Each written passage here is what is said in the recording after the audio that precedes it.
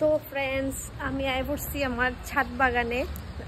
মানে ছাদ বাগান এখনো পরিপূর্ণ হয়েছে না, কিন্তু যতটা আমি পরিপূর্ণ করছি সেটাই তোমাদের সাথে শেয়ার করব আজকে।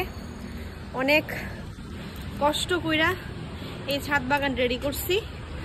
আর মাটিগুলা আমার হাজব্যান্ড অফিসের এখান থেকে নিয়ে আসছে। তারপরে কোকোপিট, মাটি, অনেক কিছু মিক্সড করে আমি একটা মিশ্রণ তৈরি করে, জৈব সার এগুলো মিক্সড করে মিশ্রণ তৈরি করে তারপর আমি আজকে গাছগুলা লাগাইছি। তো তোমাদের দেখাই, এই যে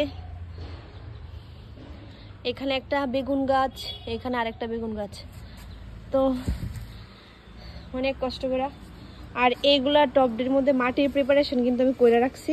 হ্যাঁ, এখনো এগুলো আমি ফ্লিপকার্ট থেকে এই কালো মাটিগুলো আনছি।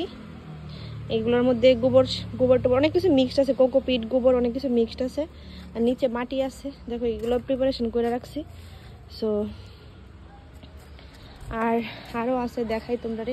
এই যে একটা টব, এই আর একটা টব, এই আর একটা টব। এই যে এখানে